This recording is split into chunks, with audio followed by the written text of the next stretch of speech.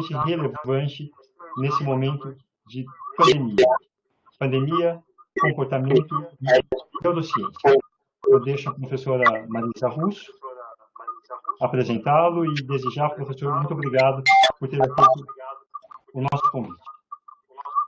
Bom, também é com grande honra que eu vou apresentar aqui o professor Bertolucci, que aceitou gentilmente o convite para estar hoje aqui conosco. O professor Bertolucci é graduado em Medicina pela Universidade Federal do Rio Grande do Sul, tem mestrado e doutorado pela Universidade Federal de São Paulo, pós-doutorado pela Universidade de Londres e atualmente é professor titular da disciplina de Neurologia da Universidade Federal de São Paulo. Tem experiência na área de medicina, com ênfase em neurologia do comportamento, atuando principalmente nos temas de comprometimento cognitivo leve, biomarcadores nas demências, prevenção nas demências, linguagem e função executiva da fase inicial de demências. Ele também coordena o grupo NeuroExcel desde 2014, juntamente comigo, e atua também na área de neuroética. Professor, eu deixo agora o senhor para falar sobre a sua palestra. Obrigada. Marisa, bom, primeiro boa noite a todos. Eu queria agradecer a presença do que estão aqui nesse webinar. Queria agradecer a Marisa pela apresentação e queria dizer que essa apresentação ela estará sendo feita em homenagem a uma pessoa, como vocês saberão no final da apresentação.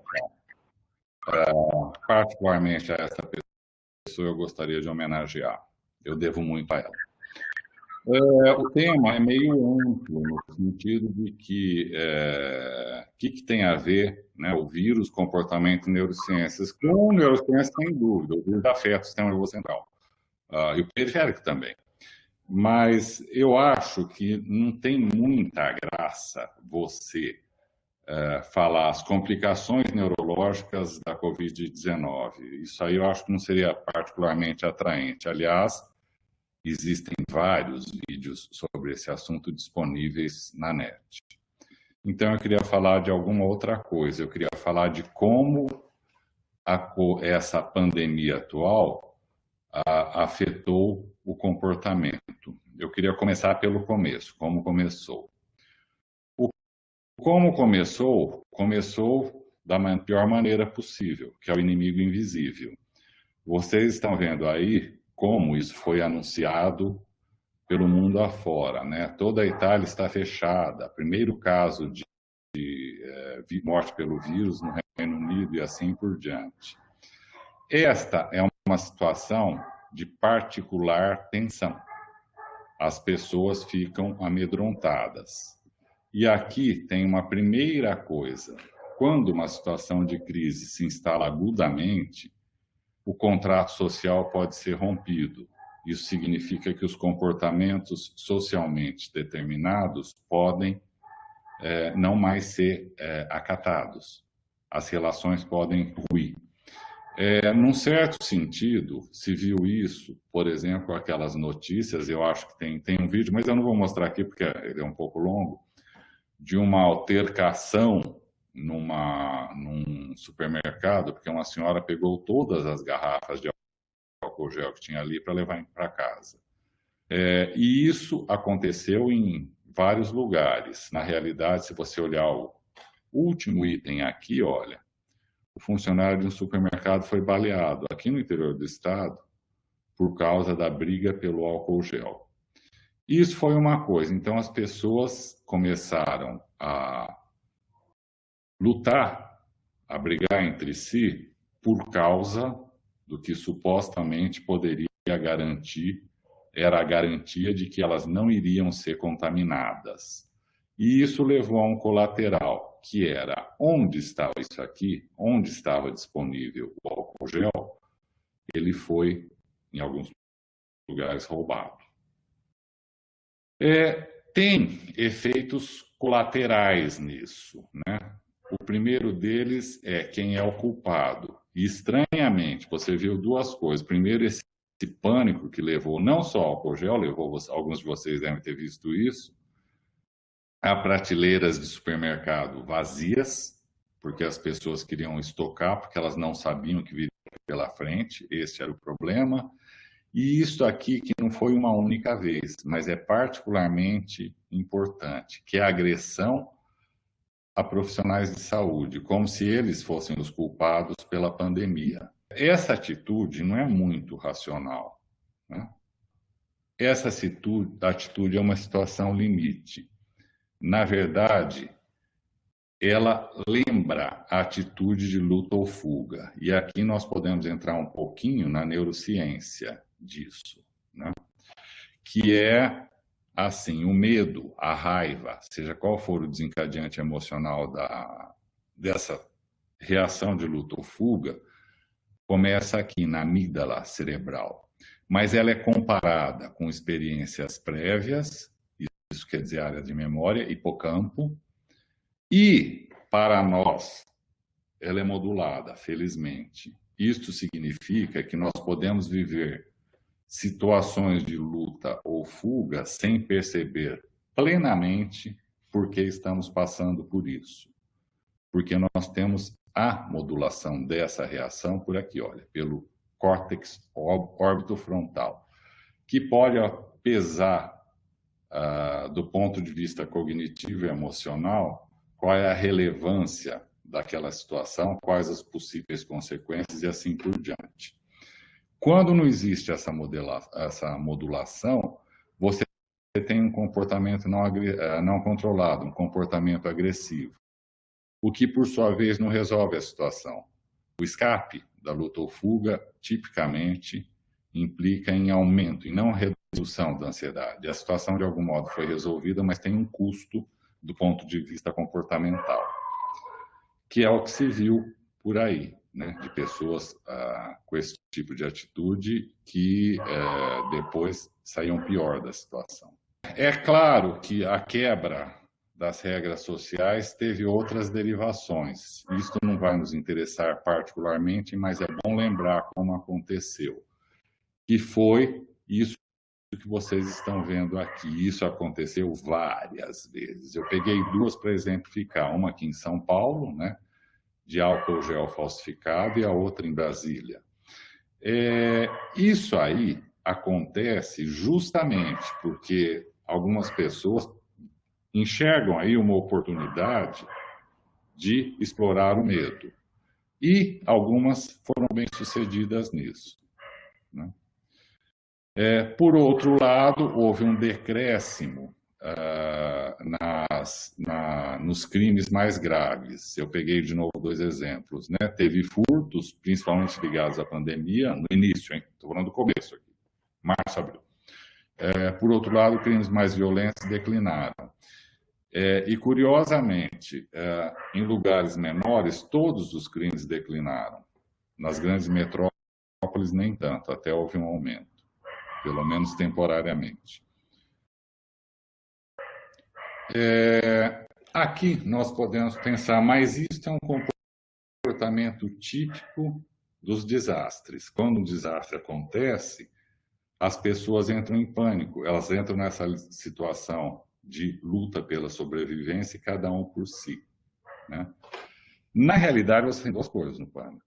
Vamos admitir, você pode ter atos criminosos, mas você também vê aflorar a solidariedade. Se for possível, mais tarde eu queria voltar a esse ponto.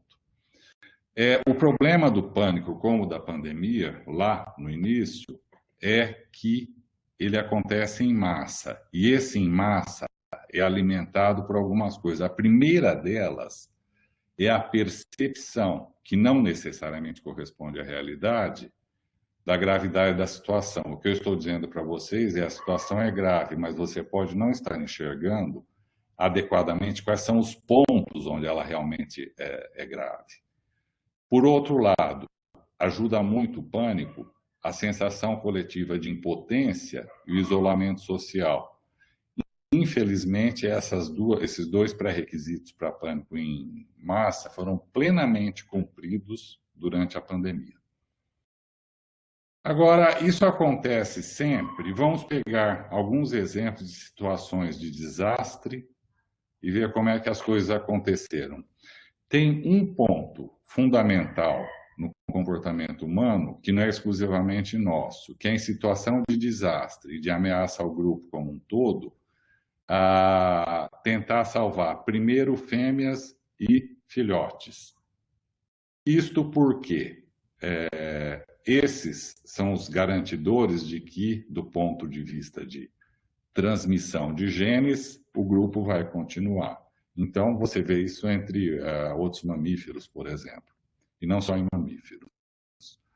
Olha, isso aqui foi o que aconteceu com o Titanic, né? Então, o naufrágio durou aí, até o navio afundar de vez, 2 horas e 40 minutos.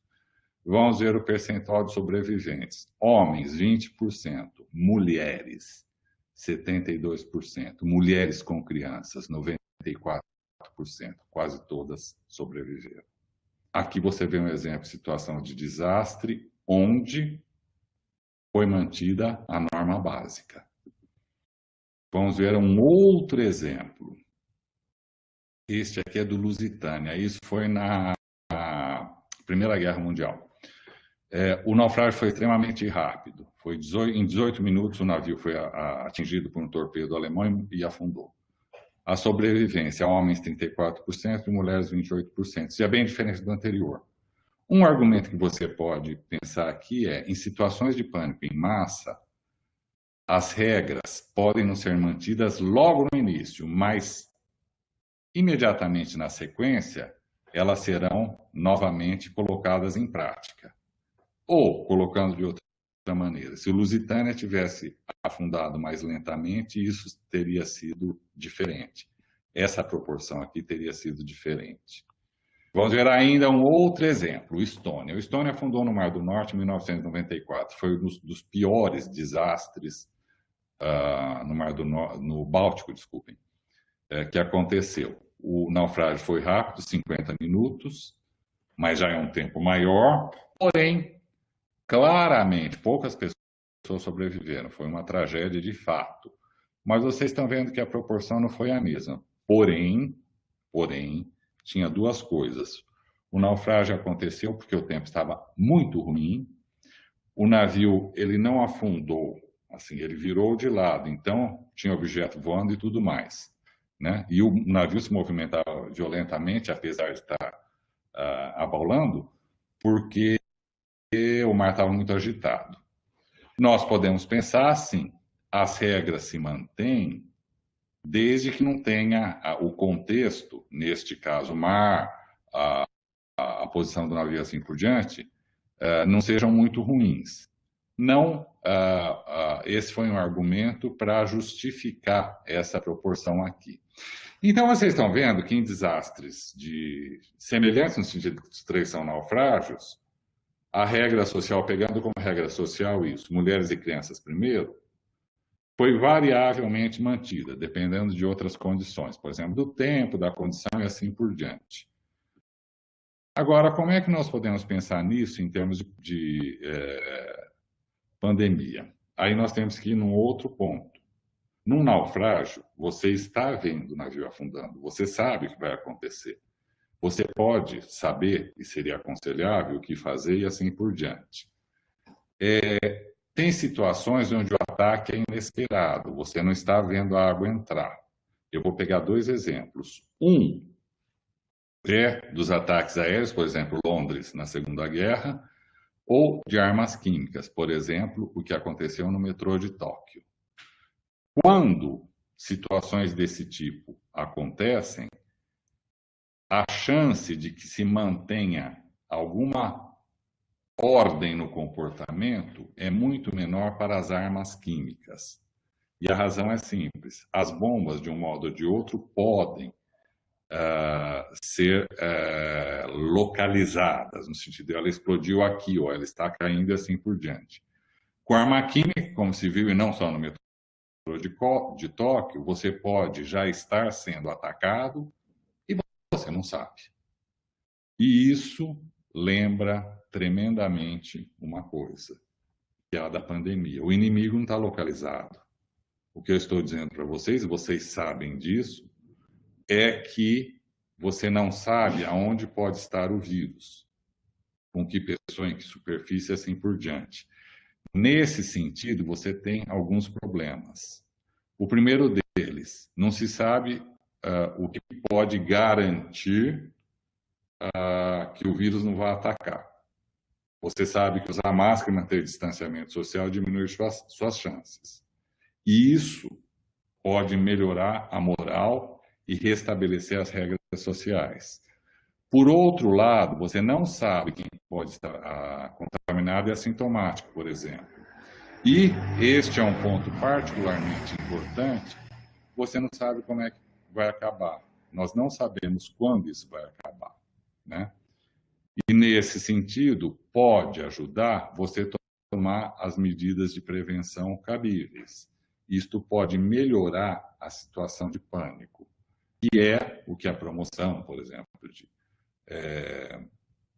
use máscara, não saia de casa a não ser que seja necessário, assim por diante. Isso pode ajudar a conter as alterações de comportamento da população.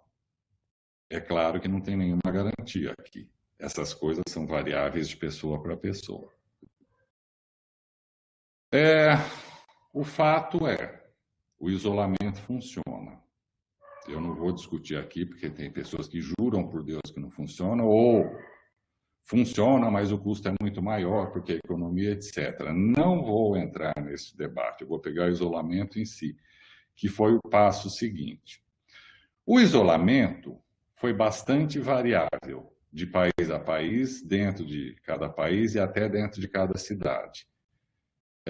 Você pode dizer que em alguns lugares não houve um isolamento de fato, um lockdown total. Aqui no Brasil, por exemplo, isso nunca chegou a acontecer em lugar algum. Esperou-se que a população fizesse a sua parte. Alguns fizeram, outros não. Nesse sentido, supondo assim, que foi o que aconteceu, que a maior parte da população se isolou, né? Você tem um problema, né? Você teve um desastre, e quando acontece um desastre, justamente neste momento, você precisa de conexões sociais. Isso quer dizer não só a sua família, como o seu grupo, a sua comunidade. Eles é que vão te dar condição para isso aqui, para você ser capaz de voltar ao seu estado anterior. Em outras palavras, você ser capaz de resiliência. Com o isolamento social, justamente este ponto aqui ficou comprometido, porque você não podia contar, pelo menos contar da maneira como estávamos habituados, com este suporte de grupo, de comunidade. Na realidade, você não podia contar com o mesmo suporte, até mesmo dentro da sua família, dependendo de como a sua família fosse.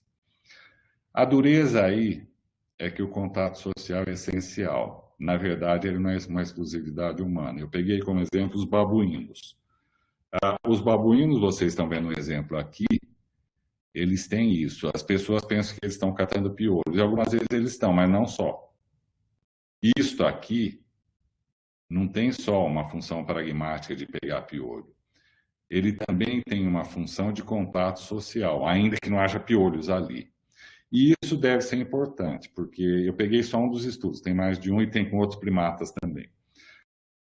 Mas, enfim, fêmeas babuíno, que eram mais sociáveis, tinham mais este tipo de comportamento, tinham níveis de cortisol menores.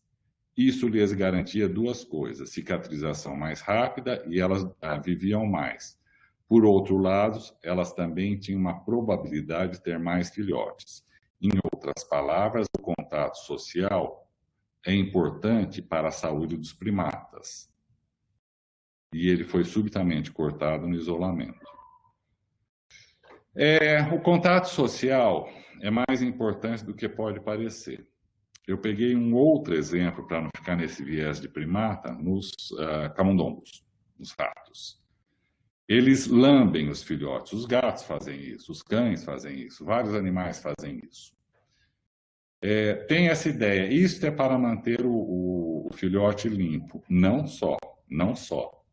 Na verdade, se você for olhar, existem receptores especializados que podem detectar, está aqui embaixo, não está muito visível, mas tem um padrão. O padrão típico é isso, né, nos pelos, de sentir que os pelos estão sendo tocados numa direção e numa velocidade, que é identificada como, digamos assim, o cafuné. Nós não temos pelos, ou enfim, não temos tanto quanto tínhamos lá atrás, lá quando a gente saiu da África. Mas nós ainda mantemos esses receptores na pele. Nós somos capazes de identificar isso. E isso é importante porque você tem uma sensação que começa lá na periferia com um padrão determinado, não é uma picada, não é um apertão, não é um deslizamento rápido, é aquilo que você esperava. Isto vai subindo, né, do ponto de vista de estruturas cerebrais mais complexas, até chegar aqui na base, até chegar na amígdala. E aí é liberada uma quantidade de endorfina. É por isso que esse tipo de toque é tão prazeroso. E, na realidade, esse tipo de toque, isso já foi verificado em camundongos, em ratos, também é importante para o desenvolvimento social do animal. Se você quiser um correlato disso, é só pensar o que acontece, como é do ponto de vista de cognição social, a criança que foi privada ou teve o contato social muito restrito. Elas têm problemas de modulação emocional e podem ter problemas cognitivos, que não vai ser assunto aqui, porque não é este o caso para nós. Na verdade, nós podemos liberar endorfina, pode ser que nem os babuínos. Você toca, você acaricia, você abraça. Mas, e isto faz parte dos animais sociais, particularmente isso aqui é uma exclusividade humana, estas atividades aqui também liberam endorfina. E tem uma coisa, quanto mais sincronizada for a atividade entre os interlocutores, por exemplo, quanto mais assim, de rir juntos, cantar juntos, dançar, festejar, maior é a quantidade de endorfina liberada.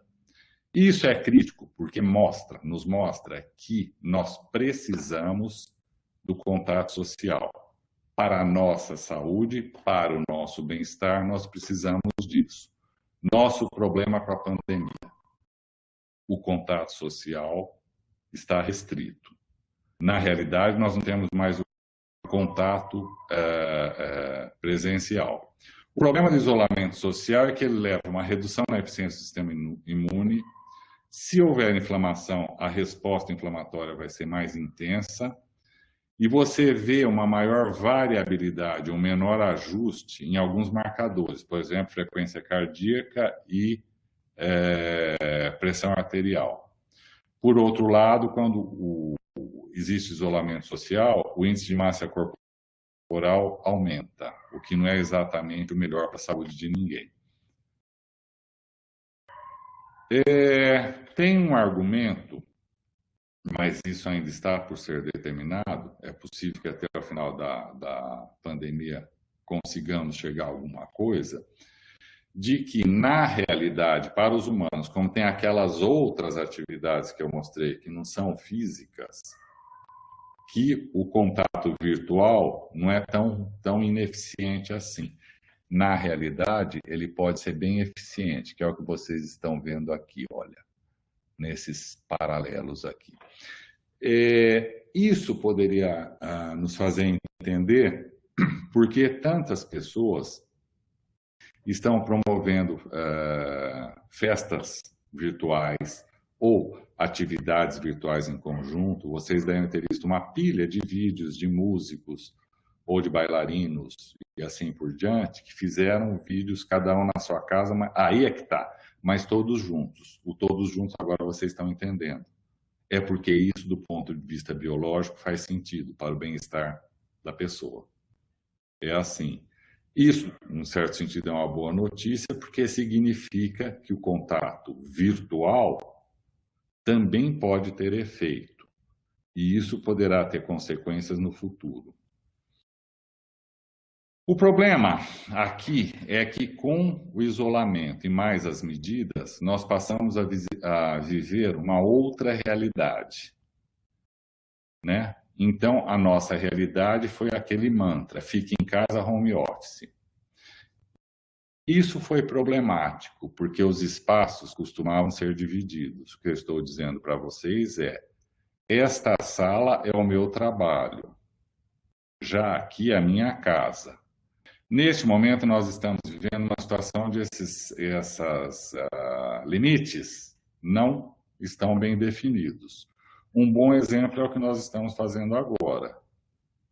Eu estou falando de uma coisa que eu gosto, que é o comportamento, mas que também é meu trabalho. E eu estou falando com pessoas que se interessam por ética e por problemas desse tipo, que estão nas suas próprias casas. Então, os limites se desfizeram.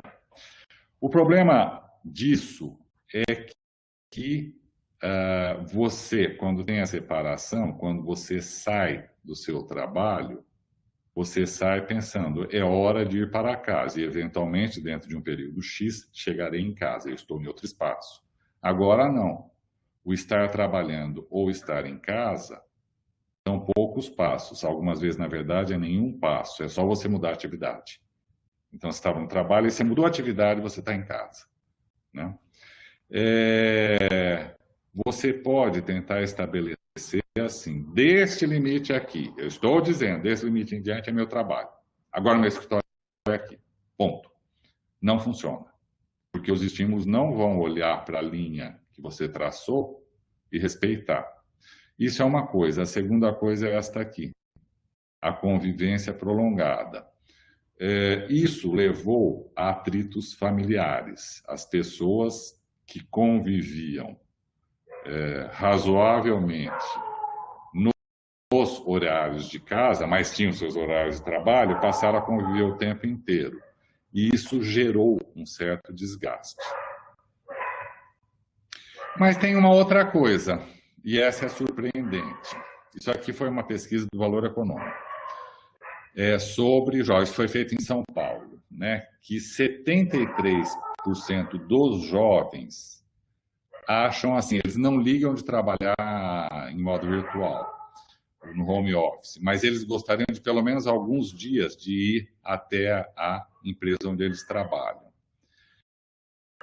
Isso é surpreendente, porque esses jovens estão familiarizados com os meios virtuais, pelo menos mais do que pessoas mais velhas. Então, se supunha que eles fossem aceitar melhor a ideia. Na verdade, o argumento deles é este aqui, o principal. Assim eu fico trancado em casa, né? Tinha outros, né? Que era assim, eu tenho que usar o meu equipamento, não da empresa, ou eu não tenho aquilo que eu tinha falado, eu não tenho limite, isso aqui é minha casa, isso é meu trabalho. Paradoxalmente, nas pessoas mais idosas, que não jovens, adultos, meia-idade, o percentual dos que gostariam de pelo menos alguns dias na empresa cai para 43%. Aqui tem uma coisa, uma maneira possível de explicar isso. Como é possível que gente familiarizada com novos meios queira fazer atividade presencial?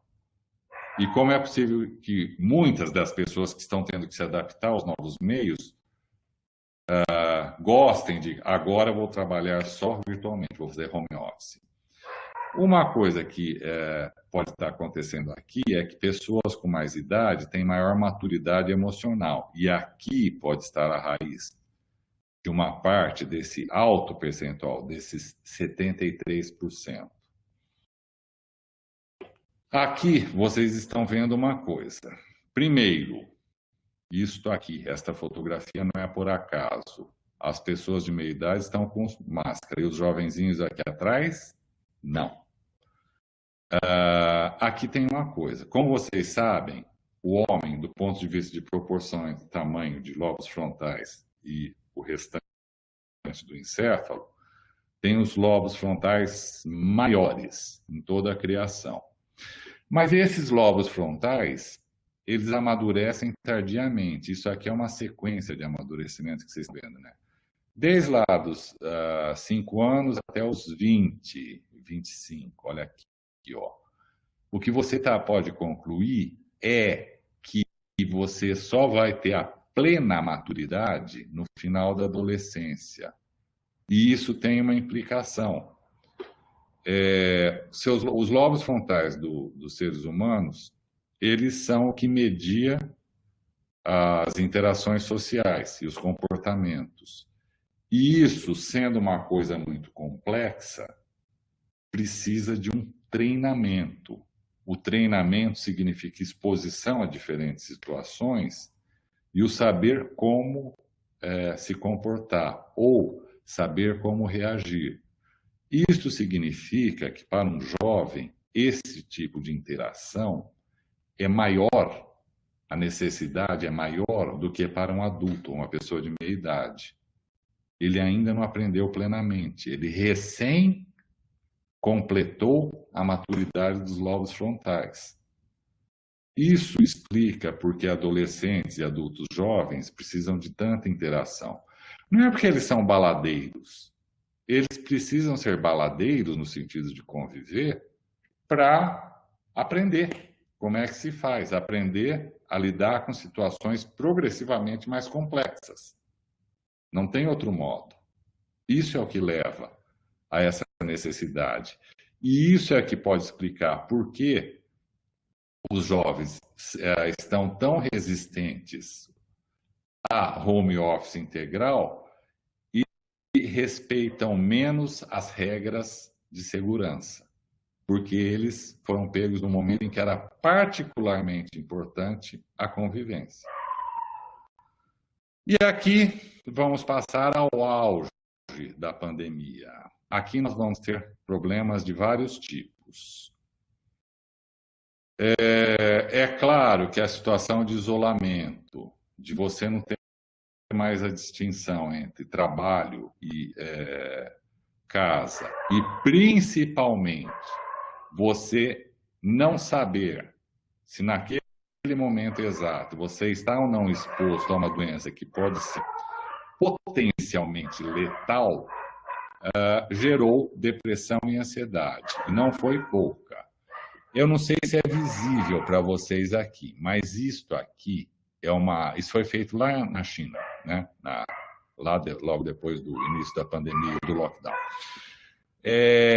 Você vê que não tem muita diferença entre homens e mulheres, mas que a prevalência de depressão é alta. Ela é mais alta em profissionais da saúde, mas também atinge significativamente o pessoal que dá o suporte, por exemplo, de administração e mesmo de outras profissões. Isso quer dizer que esta situação de crise teve um custo do ponto de vista de saúde mental, pela própria situação, o inimigo invisível, o perigo de vida, as mudanças nos padrões de como viver, como é o dia a dia. E isso trouxe ainda uma outra coisa, que foi a volta de uma velha praga. Como vocês sabem, houve uma inundação de trocas de acusações.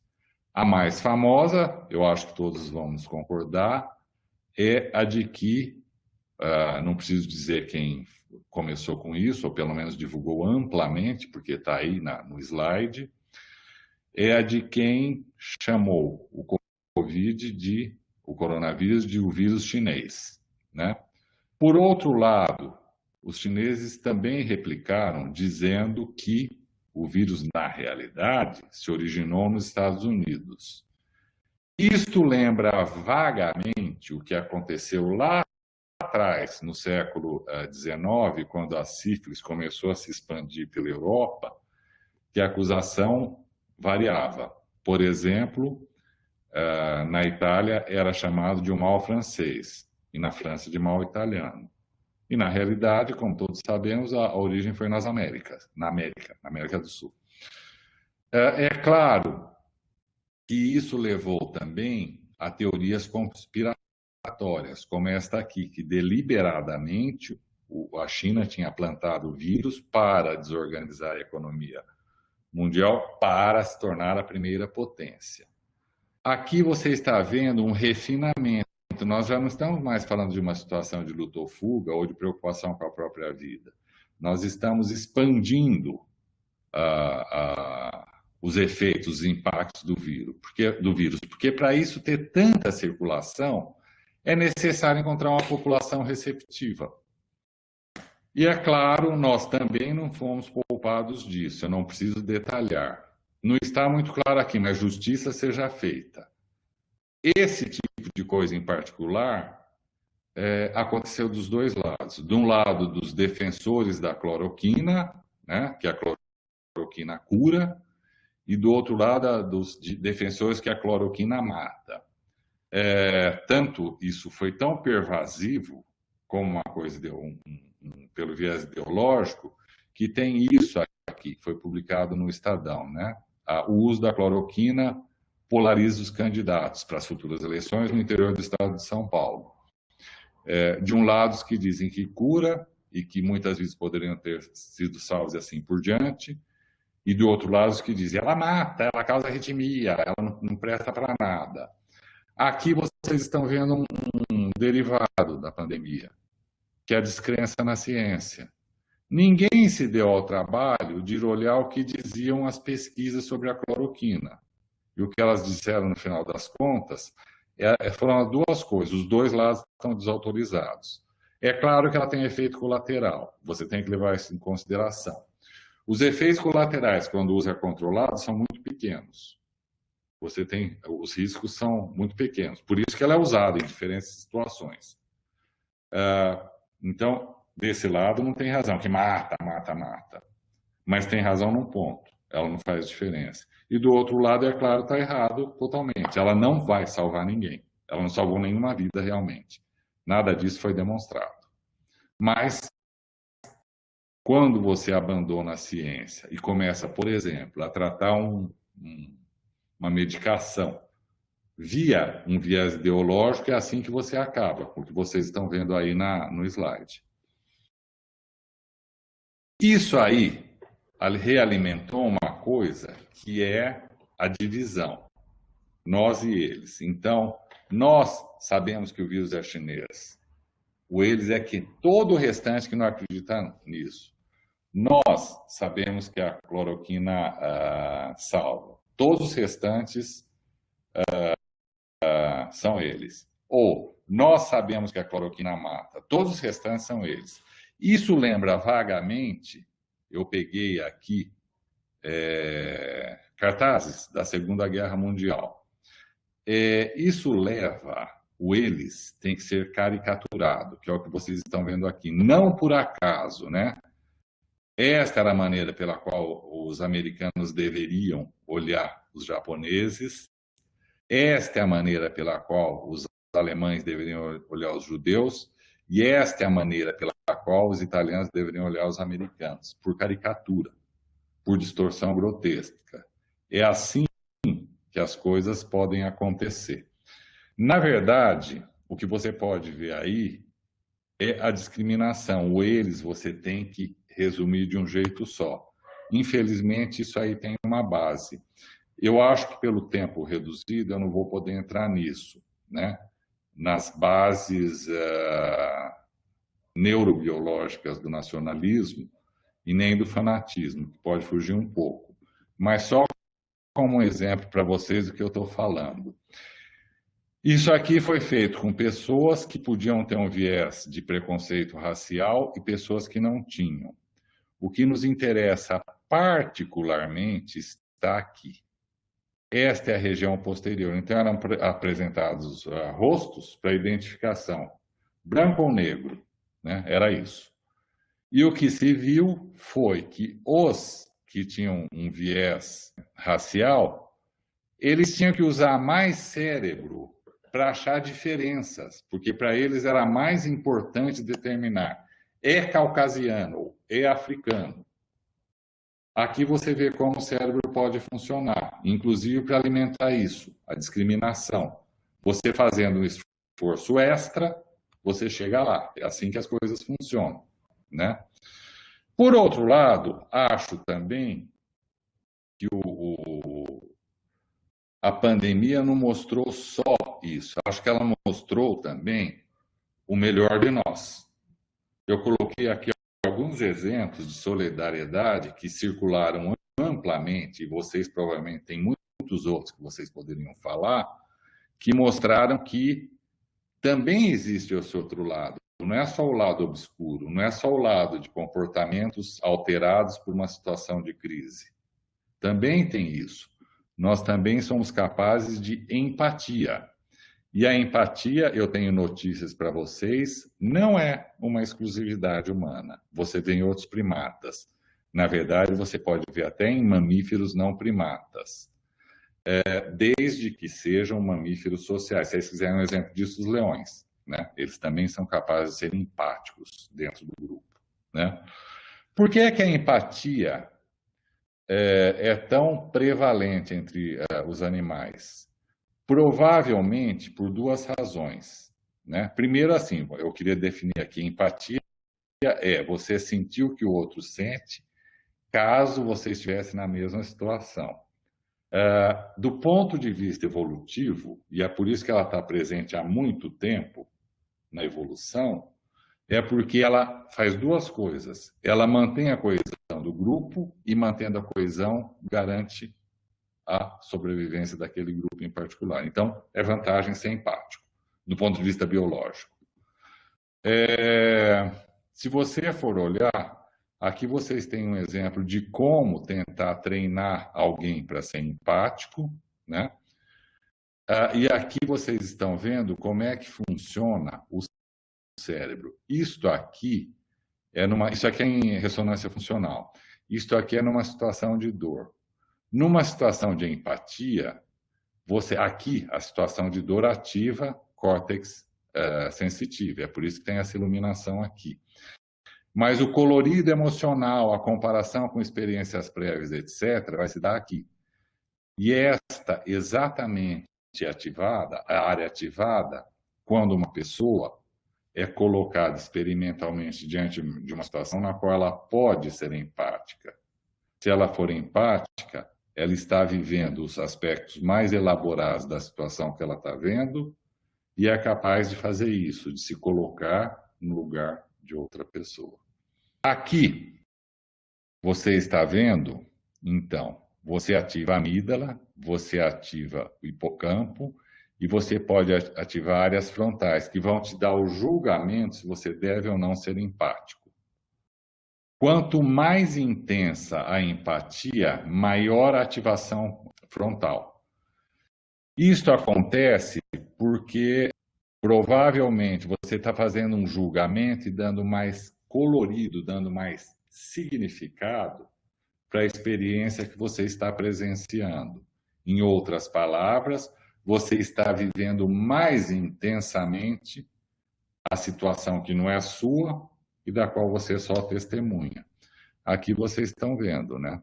Essas são pessoas que foram... Isso aí tem escala para tudo hoje em dia. Foram pessoas que foram mais intensamente empáticas nesse experimento. E ele pode ser aprimorável. Isto aqui é o que acontece do ponto de vista de densidade de substância cinzenta naquela área que é relevante. Quanto mais empática é uma pessoa, mais substância cinzenta tem na área. Aqui você pode pensar de duas maneiras, infelizmente. Uma é, estas pessoas são empáticas porque elas já nasceram com bastante, digamos assim, neurônio para empatia. A outra coisa que você pode pensar é, elas têm mais substância cinzenta aí por repetidas experiências de empatia. Não está definido ainda, mas o fato é que é uma coisa treinável. E eu queria terminar falando das consequências possíveis da pandemia. Né? Algumas perguntas. Vocês viram que o contato virtual pode não ser exatamente o mesmo que o contato real, mas ele pode ser um substituto aceitável. A pergunta que pode surgir é, sendo isso melhor aceito, novas formas de trabalho poderão dar mais ênfase a atividades virtuais? Elas têm a grande vantagem, principalmente nas grandes cidades, de você evitar deslocamentos. Né? Agora, você tem essa outra parte que você vai ter que pensar. As manifestações nas relações sociais, não de trabalho, podem ser modificadas nessa nova realidade, isso está por ser determinado, né? Ter vivido a experiência da pandemia pode fazer individualmente, porque isso vai ser individual, pode mudar individualmente o modo de pensar, por exemplo, a respeito do que é importante, do que é aceitável, de como você quer viver. E a última é esta aqui. Quais as consequências biológicas a longo prazo da pandemia? Isso está por ser determinado, mas eu chamaria a atenção de vocês para uma coisa, né? Isso aqui foi feito com pessoas que se recuperaram da pandemia e que foram testadas, em média, 3 meses depois da recuperação. 3 meses depois, elas tinham um desempenho cognitivo, particularmente em relação à velocidade de processamento, que era menor do que das pessoas que nunca foram afetadas. Ainda está por ser determinado que mudanças a longo prazo no cérebro de alguém que se curou da Covid-19 podem acontecer e para que grupos, e se vai haver diferença entre os grupos em relação a isso. Isto aqui mostra que você pode ter uma mudança não só cognitiva, mas também uma mudança estrutural. Olha, isto aqui foi baseado em ressonância. Infelizmente, o que você vê aqui é que a mudança estrutural aconteceu nos hipocampos, isso pode significar memória, mas aconteceu também na ínsula, que está envolvida nos processos de cognição social, e no giro do cíngulo, que também está envolvido nos processos de cognição social e de tomada de decisão. Não podia ter piores áreas para ser afetado. E aqui a ressonância daquelas pessoas, mostrando áreas que foram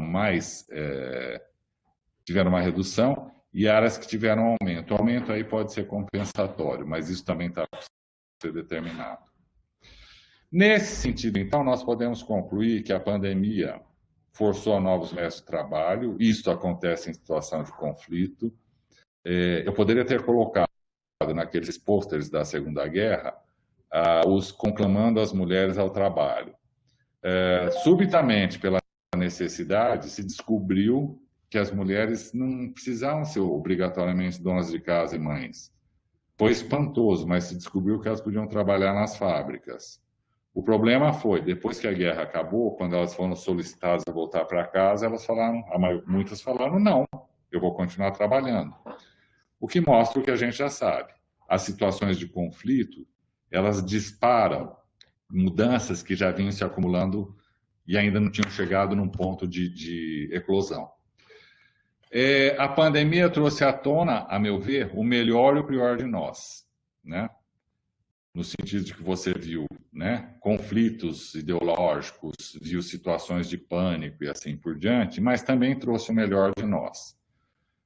As mudanças que ela trouxe, por exemplo, em termos de relações sociais e de trabalho, de convivência, podem, isso está para ser determinado, é claro, pelo menos em parte se manter.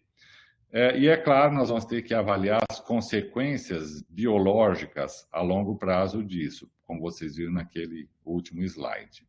Isso era o que eu tinha a dizer para vocês, eu acho que eu ultrapassei o tempo, mas ninguém me falou que eu tinha ultrapassado, então eu não me sinto absolutamente tendo lesado o tempo de vocês. Não lesou o tempo não, Paulo. Eu acho que a gente queria ouvir mais de todos aqueles detalhes sórdidos que você não teve tempo de colocar, que eu acho que são dados muito interessantes, instigantes, e o pessoal aqui nas questões também já está mandando, primeiro, muitas congratulações, parabéns pelo excelente, o Marco Antônio Bessa diz parabéns pela excelente exposição. E ele coloca uma pergunta, se a grande diferença das epidemias anteriores é a presença das mídias sociais que potencializaram os estímulos para os conflitos, dúvidas e notícias mentirosas. Gostaria de seus comentários do impacto dessas redes sociais no comportamento da população. E também tem vários outros parabenizando, show de bola. E tem uma pergunta também do professor Tiago, tendo em vista que a neurociência estuda as ações baseadas nas sinapses cerebrais confirmadas e testadas, é possível dizer que a neurociência é a ciência exata do comportamento humano? Essas são duas primeiras perguntas para aquecer aí o debate. Bom, duas coisas. A primeira do Marcos Bessa, sobre as mídias sociais. Sim, essa é uma diferença. Na verdade, essa diferença foi para o bem e para o mal. Para o mal, no sentido de que ela ajudou a alimentar um pânico que já estava instalado. Então, isso foi ainda mais acirrado. Mas isso, a meu ver, não foi o pior. O pior foi na sequência disso, que é uma coisa perigosíssima, a meu ver, mas isso pode ser pessoal, que é a discussão sobre pegando simpatias ideológicas ou simpatias de grupo, ou o que você quiser, para ignorar a ciência e tomar atitudes. Por exemplo, em relação a prevenção, em relação a tratamentos, coisas assim. A uma certa altura, era uma discussão entre grupos antagônicos sobre questões técnicas. Eu, ingenuamente, achava que questões técnicas deveriam ser discutidas por técnicos, mas parece que não, viu? Parece que ideologicamente. Isso não sei porquê, me lembra vagamente o livrinho vermelho do presidente Mao, que supostamente curava a doença mental. Né? Bastava você ler que você resolvia esquizofrenia. Quando você... Ou Auschwitz, né? Os experimentos de genética, de eugenia em Auschwitz. Quando você abandona a ciência em troca de convicções, as coisas podem acabar desse jeito medonho, né? E as mídias, nesse sentido, não ajudaram muito, né? A voz da razão ficou calada. Isso sim, eu acho que alimentou. É só você comparar, pegando o que é mais próximo, que foi aquela pandemia da gripe espanhola, que foi também medonha, eram outros tempos em relação a isso tudo, mas não houve isso, né? Não houve esse ranço, né? Nacionalista, ideológico, quem é o culpado e assim por diante, como houve agora, né? Eu tenho certeza, eu não fui investigar especificamente, eu tenho que te dizer isso. Mas eu imagino que profissionais de saúde, por exemplo, não foram agredidos durante a pandemia da gripe espanhola, né? Isso é uma coisa. Agora, sobre assim, a neurobiologia, a ciência exata do comportamento, não. Ela pode ser assim, a ciência exata para comportamentos mais simples. Quanto mais complexo um comportamento, e aí você pode colocar alguns, eu vou falar um pouquinho disso em seguida, só para responder a sua pergunta, mais variação você vê no grupo de pessoas que você está estudando. Mas, de fato, você pode encontrar correlatos que valem para grupos em relação por exemplo, a capacidade de perdoar, né? Ou porque somos empáticos, ou porque as pessoas preferem ser felizes, e assim por diante. Você pode identificar essas bases, mas a dureza aí é outra. Tiago, a dureza aí é que tem muita variação individual. Para nós, para você falar sobre isso em comportamento humano, é um abacaxi, porque o comportamento humano é altamente complexo, ele envolve variáveis que você não pode controlar. E, sinceramente, eu acho isso uma sorte, porque se fosse todo mundo igual, de boa, a vida seria uma chatice. Agora, tem alguns comportamentos, um dia desse a gente pode falar disso, que é um alívio você saber que são assim. Se você quiser um exemplo, o fanatismo é uma doença neurológica.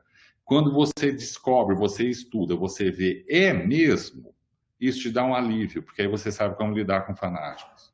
É maravilhoso, eu te garanto. Essa é uma das razões de eu trabalhar com comportamento.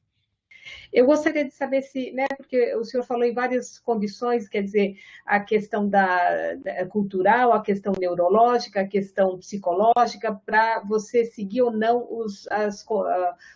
as regras, né, do confinamento.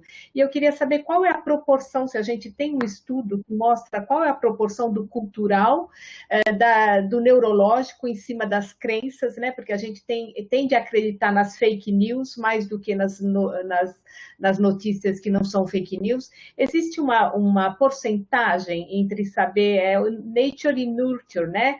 Na verdade, é a pergunta que todo mundo quer saber, mas qual é a porcentagem, o que a gente descontaria nesse comportamento das pessoas que mundialmente foi tão difícil e tem sido tão difícil elas acreditarem, né, na Covid, seja pela parte psicológica, neurológica que o senhor falou, ou da cultural? Posso só emendar uma pergunta que eu acho que a resposta é muito correlata, que é a questão, como que você vê isso em relação à questão do negacionismo? Que tipo de mecanismo, se é um mecanismo de defesa ou é uma questão de maturidade, como acontece, por exemplo, com as pessoas que simplesmente optam por não acreditar nisso? Como é que, eu acho que emenda um pouco com a pergunta da Marisa. Então, só sobre a pergunta da Marisa. A Marisa, isso aí não vai ser, acho eu, não vai ser possível comparar, porque, por exemplo, se você fosse pensar, o uso de máscara tem a ver com o grupo ao qual a pessoa pertence, a dureza disso, para você comparar, por exemplo, diferentes países, é que o isolamento não foi feito da mesma maneira em todos os lugares. Um bom exemplo disso se você quiser exemplos extremos, na Suécia houve uma recomendação sem obrigação. Na China foi compulsório. Um regime que controla rigorosamente pode fazer isso, né? Ele pode colocar lá, você vai usar este aplicativo e nós vamos te seguir. A vida é assim, ponto, né? Mas aí você está vendo culturas que não é nem porque um é chinês ou outro é sueco, é culturas assim, onde a própria estruturação da sociedade é diferente. Então, você não tem como comparar. E se você for olhar por aqui, o que teve foi mais uma adesão condicionada a nível educacional. Mas aí você tem uma variável. O nível educacional também pode determinar o nível social. E aí você entra numa coisa que você precisa reconhecer, que isso é verdade, não é nenhuma demagogia. Para algumas pessoas, não tinha essa opção de ficar em casa. Elas tinham que todos os dias ganhar a alimentação daquele dia.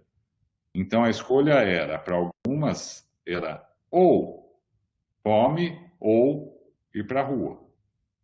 Então você não tem como fazer essa comparação, né? Sobre o negacionismo, Maria Lúcia, eu acho que nós estamos vivendo tempos bem perigosos, porque o negacionismo você pode encarar de duas maneiras, depende de quem nega. Algumas pessoas negam por uma convicção, digamos assim, ideológica. E aí, roda a roda, a gente cai nessa praga que é o fanatismo, né? Se o líder falou, não tem problema, o fanático esse é um dos critérios para você dizer que uma pessoa é fanática. Ela não contesta. Ela aceita. Ela, aliás, esse é o único conforto que ela tem na vida, é transferir para outra pessoa, decidir o que é certo e o que é errado. Olha que conforto, você se livra de seus dilemas morais. É claro que tem custo, né? Agora, isso é uma vertente. A outra vertente, se você for olhar, num certo sentido, é meio ligada, assim... Você imaginava mesmo que no século XXI nós iríamos ver terraplanistas? A dureza disso é que pode ter um custo. Eu espero que não, eu imagino que não, porque as estruturas, né, as instituições são mais sólidas, mas a descrença na ciência, o repúdio à ciência, nos levou à Idade Média, ao final da civilização clássica, a Idade Média, que não dá para dizer que foi o melhor dos períodos desta vida. Mas olha o risco. Olha o risco. Aí é que está professor, coisas possíveis aí. Obrigada. Eu gostaria de continuar um pouquinho nessa toada que Marisa e Malu trouxeram, Nesse binômio natureza-cultura, ou determinismo-liberdade, enfim, esse binômio pode receber denominações diversas. Na sua observação, feita agora há pouco, quando comparou duas culturas diferentes, né? Então, eu perguntaria, a partir daí, se culturas diferentes poderiam, tendo em mente o que havia dito, que há um percentual que, digamos assim, é determinado e o outro percentual é cultural, ou está no âmbito da liberdade, em culturas diferentes, poderíamos ter essa parte que estaria no registro do determinismo variando. Sim. Ou seja, o elemento cultural pode levar a isso? Não, no determinismo, não. O que você pode pensar é uma outra coisa. Você tem, se você for pegar, por exemplo, psicopatas, eu penso em distúrbios mentais porque é onde isso é mais aflorado. Pessoas com distúrbio bipolar e assim por diante, elas têm a mesma base biológica, mas isso pode variar de cultura para cultura de acordo com a continência de grupo. Quando um grupo é muito continente, só os casos mais graves é que vão, de fato, se manifestar. Aí você pode pensar, eles são tão determinados biologicamente que a continência de grupo falhou. Por outro lado, em grupos onde a continência não é tão rígida, mesmo casos mais leves, comportamentos, eu falei de comportamentos, também pode aflorar. E é claro que, assim, de boa, de um modo geral, todos nós dividimos os mesmos determinismos biológicos. E aí nós podemos pensar na neurobiologia da moral, né? Mas isto supõe uma outra coisa, não é só você ter o cérebro com as estruturas, com as sinapses. Você também ter um padrão de comportamento aceitável pelo contexto onde você está. Se você quiser um bom exemplo de como isso pode ser desvirtuado, é só você pensar uma coisa.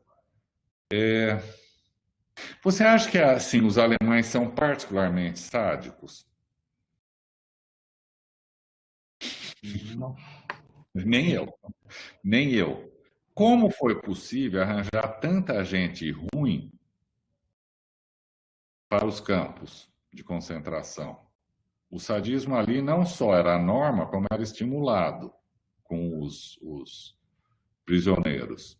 O que você pode imaginar foi, primeiro, um contexto, porque isso foi de um longo tempo estimulando uma cultura de violência. E aí você pega adolescentes que já cresceram nisso e coloca no lugar e fala, com eles você pode fazer o que você quiser. Você tem um casamento, todos nós podemos ter esses traços, só que nós contemos.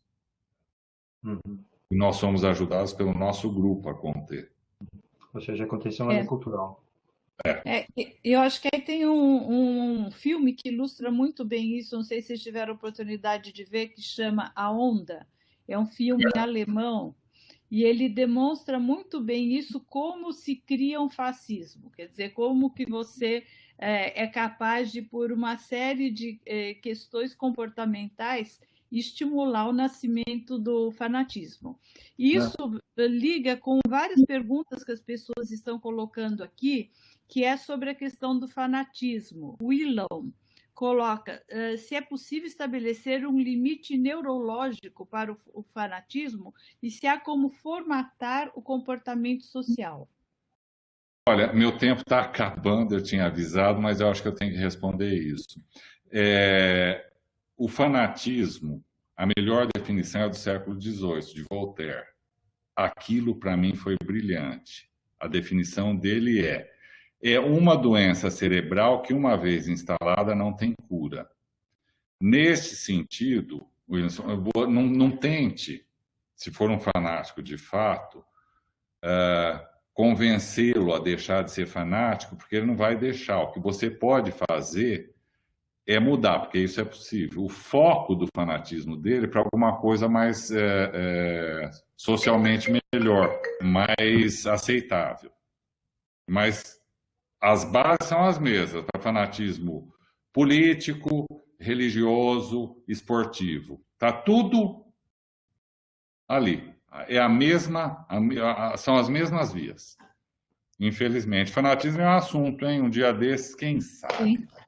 Eu adoraria continuar. Um dia desses a gente podia continuar. Mas, infelizmente, eu vou...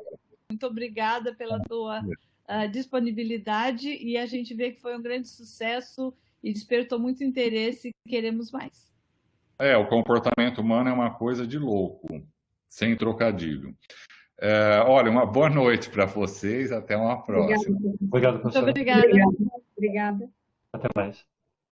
Eu gostaria de, antes de encerrarmos a nossa sessão, dar uma notícia triste, que eu dou até com um excesso de emoção, que é o falecimento do professor Elisaldo Carlini, que foi professor titular do nosso Departamento de Psicobiologia da Escola Paulista de Medicina, conhecido por muitos, que lutou sempre pela criação da psicofarmacologia, da psicobiologia no Brasil, pela questão da desestigmatização dos usuários de drogas e que para nós foi uma perda imensa.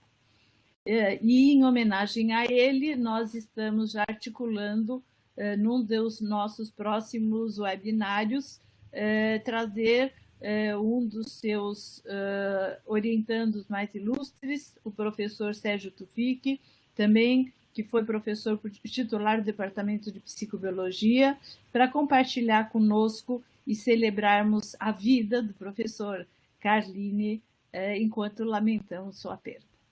Muito obrigada e boa noite.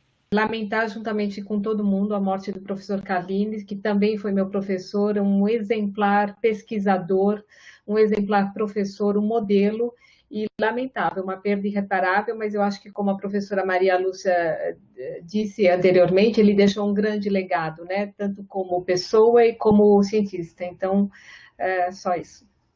Uma boa noite a todos.